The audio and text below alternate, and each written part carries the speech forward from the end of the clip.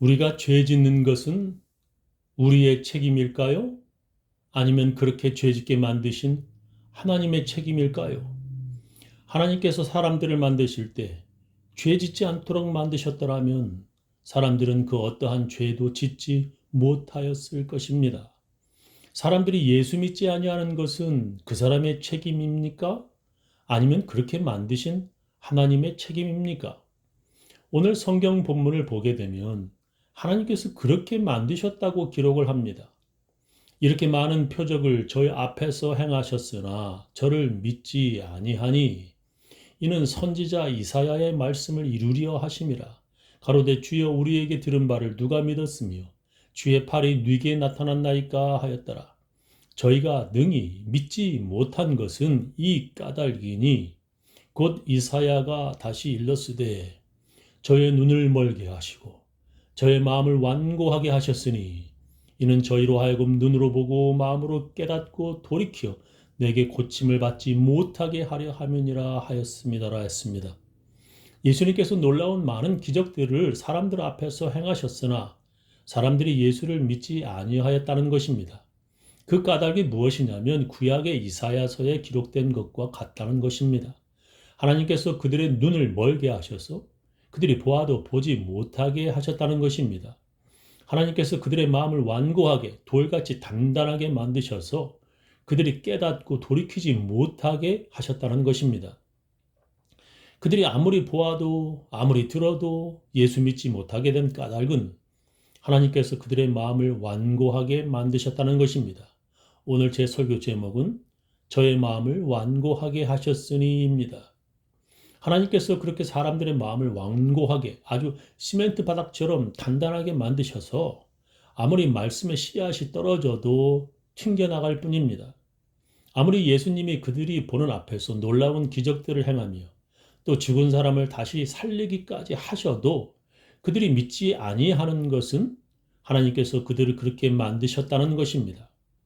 예수님이 아무리 말씀을 전해도 그들이 믿지 아니하는 까닭은 하나님께서 그들이 그렇게 듣지 못하여 돌이키지 못하도록 만드셨다는 것입니다. 이것을 우리는 어떻게 이해해야 합니까? 많은 신학자들은 그것을 하나님께서 내버려 두셨다고 해석을 합니다. 예를 들면 이집트 바로가 이스라엘 백성들을 보내라는 하나님의 명령을 모세를 통하여 들었습니다. 그러나 바로는 하나님이 누구간데 내가 그의 말을 듣냐 말하며 비웃었습니다. 그 후에 모세와 아론이 가서 바로에게 이르되 이스라엘 하나님 여호와의 말씀에 내 백성을 보내라. 그들이 광야에서 내 앞에 절기를 지킬 것이니라 하셨나이다.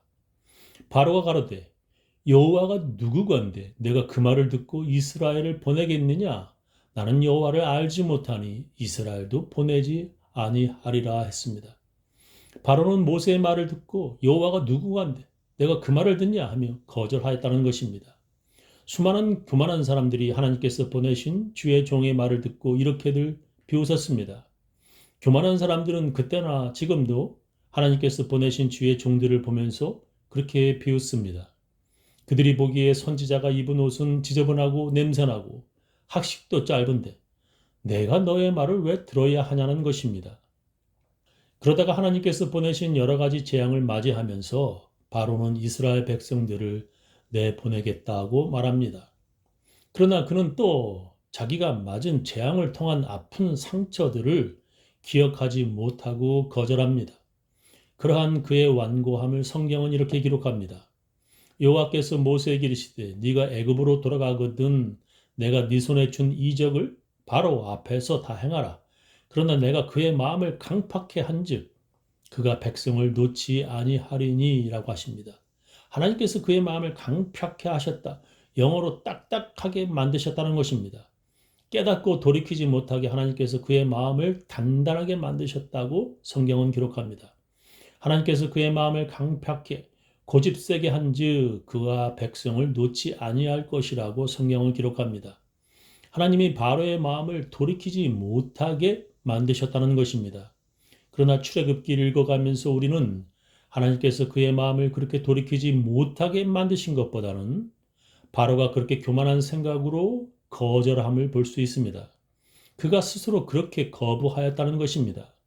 그러나 바로가 숨을 통할 수 있음을 볼 때에 그 마음을 완강케 하여 그들을 듣지 아니하였으니 여호와의 말씀과 같더라.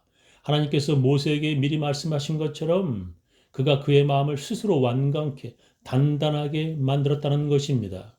성경은 계속 그가 스스로 그렇게 그의 마음을 단단하게 하였다고 기록합니다. 그러나 바로가 이때에도 마음을 완강케 하여 백성을 보내지 아니하였더라. 바로가 비와 우박과 뇌성에 그친 것을 볼 때에 다시 범죄하여 마음을 완강케 하니 그와 그 신하가 일반이라. 바로가 그의 마음을 스스로 완강케 돌처럼 굳게 하였다는 것입니다. 바로가 그렇게 그의 마음을 강팍하게 할 때에 하나님께서 그런 그를 완강케 하셨다. 즉 그대로 내버려 두셨다는 것입니다. 여러분, 하나님은 사랑이시라고 성경은 기록합니다. 그렇게 사랑이 많으신 하나님께서 계속 불순종하고 계속 거부하는 사람들에게 내리시는 벌이 바로 내버려 두심입니다. 하나님께서는 교만한 자들을 대적하신다고 성경은 기록합니다. 하나님께서 교만한 자들을 적처럼 대하시는데 그 사람들을 벌 주고 때리시는 것도 사랑입니다. 하나님께 매를 맞는 것은 아직도 하나님이 당신을 사랑하신다는 것입니다. 하나님께서 그 사람을 아직도 포기하지 않으셨다는 것입니다. 하나님께서 참견하시고 간섭하시는 것도 사랑입니다. 그러나 사랑의 반대는 그냥 무관심이고 내버려 두는 것, 즉 아예 관심도 갖지 않는 것입니다. 네가 그렇게 하려면 해라. 하고 싶은지 네 마음대로 해라 라고 무관심하고 내버려 두는 것이 하나님의 벌이자 저주입니다.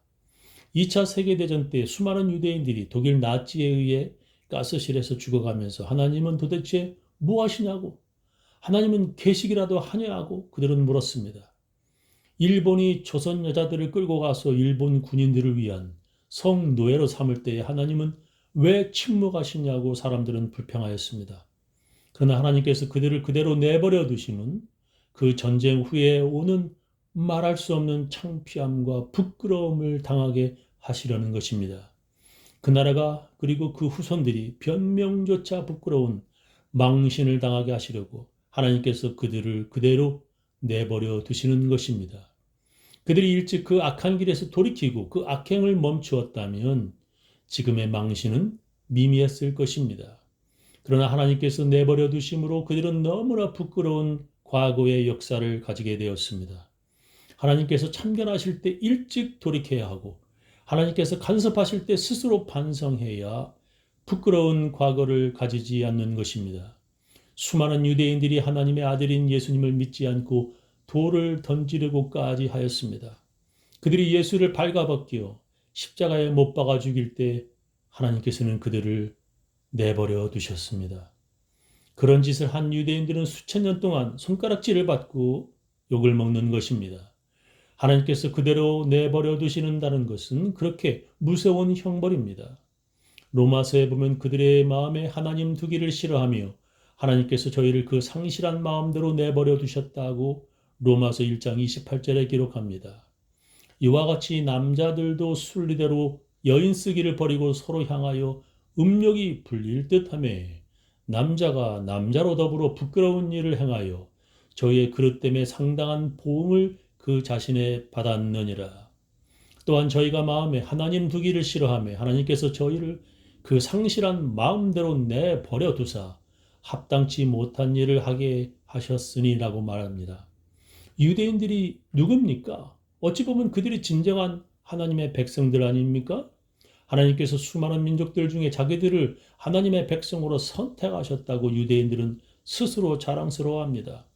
그런 자들이 하나님께서 보내신 수많은 선지자들을 박해하고 감옥에 가두고 죽이기까지 하였습니다. 그들은 다른 민족들보다 더 일찍 하나님께서 보내신 선지자들의 말을 들어야 했습니다. 그러나 그들은 선지자들이 하는 말이 듣기 싫어서 그들을 때리고 욕하고 감옥에 가두고 죽였습니다. 다른 민족들보다 더 귀를 기울여 들어야 할 사람들이 하나님의 아들 예수를 믿지 않고 죽인 것입니다. 그들이 하는 변명은 우리가 어떻게 그들이 진정한 하나님께서 보내신 선지자인지 어찌 알 수 있겠냐고 말합니다. 그래서 하나님께서 이렇게 그들에게 말씀하셨습니다. 네가 혹시 심중에 이르기를 그 말이 여호와의 이르신 말씀인지 우리가 어떻게 알리오 하리라. 만일 선지자가 있어서 여호와의 이름으로 말한 일에 증언도 없고 성취함도 없으면 이는 여호와의 말씀하신 것이 아니요 그 선지자가 방자히 한 말이니 너는 그를 두려워 말지니라 하셨습니다. 하나님께서 보낸 사람인지 아닌지 어떻게 알 수 있냐면 그들이 말한 것이 이루어지는지를 보면 알 수 있다는 것입니다. 여호와의 이름으로 말할 때에 그것이 이루어지지 않으면 그것은 여호와께서 주신 말씀이 아니라 그가 제멋대로 지어낸 말이라는 것입니다. 예수님께서 유대인들에게 자기가 죽은 지 3일째 되는 날에 다시 부활할 것을 말씀하셨습니다. 그 말씀이 이루어졌고 예수님은 부활하셨고 또한 하늘로 올라가셨습니다. 그러나 그들은 그때나 지금도 그것을 믿지 않습니다. 그들이 그렇게 믿지 아니하는 것은 마치 하나님께서 그들을 그렇게 완고하게 만드신 것처럼 보일 정도라는 것입니다. 그들이 어찌나 완강하게 믿지 않는지 하나님께서 그들을 그렇게 믿지 못하게 만드신 것처럼 보인다는 것입니다. 그것을 신학자들은 그들을 그렇게 믿지 않겠다는 그들의 의지대로 하나님께서 이젠 무관심하시어 그냥 내버려 두셨다는 것입니다.